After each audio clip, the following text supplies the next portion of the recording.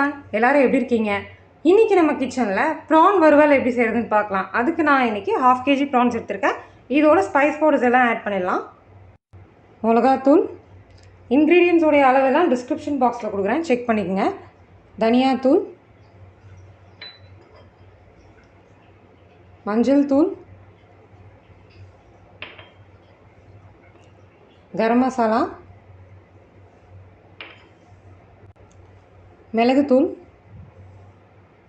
இஞ்சி பூண்டு பேஸ்ட், கொஞ்சம் உப்புத்தூள்.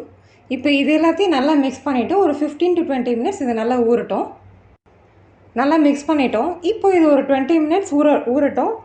அதுக்கப்புறம் இதை நல்லா சுருட்டிட்டு அதுக்கப்புறம் நம்ம ஃப்ரை பண்ணிக்கலாம். இப்போ 20 minutes இது ஒரு பக்கம் இருக்கட்டும். இப்போது ப்ரான்ஸை நம்ம மேரினேட் பண்ணி 20 minutes ஆகிடுச்சு. இப்போ அதை குக் பண்ணி எடுத்துக்கலாம்.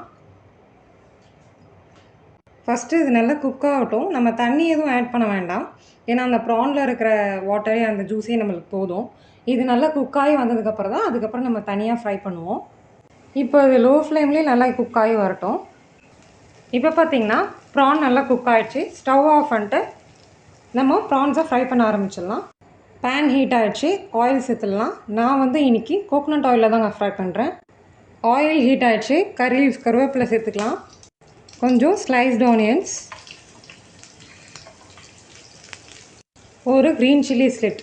காரத்துக்கு ஏற்ற மாதிரி நீங்கள் பச்சை மிளகாய் சேர்த்துக்குங்க. ஏன்னா ஆல்ரெடி நம்ம அந்த குக்டு ப்ரான்ஸில் வேறு நம்ம நிறையா மசாலா தூள்லாம் சேர்த்துருக்கிறதுனால காரத்துக்கு ஏற்ற மாதிரி நீங்கள் எல்லா மசாலாவுமே ஆட் பண்ணிக்கோங்க.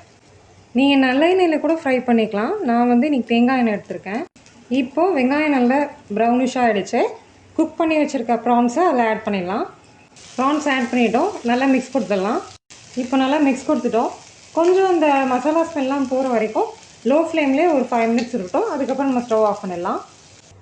ஸோ அவ்வளோதாங்க, ரொம்ப டேஸ்டான டெலிஷியஸான ப்ரான் வறுவல் ரெடி ஆகிடுச்சு. இந்த டிஷ்ஷை நீங்களும் வீட்டில் ட்ரை பண்ணி பார்த்துட்டு கமெண்ட் செக்ஷனில் எப்படி இருந்ததுன்னு கண்டிப்பாக உங்கள் ஃபீட்பேக் எனக்கு கொடுங்க. இந்த வீடியோ உங்களுக்கு பிடிச்சிருந்ததுன்னா லைக், ஷேர் பண்ணிவிட்டு கண்டிப்பாக சப்ஸ்கிரைப் பண்ணிவிடுங்க. சீக்கிரமே நான் உங்களை அடுத்த வீடியோவில் மீட் பண்ணுறேன். Thanks for watching.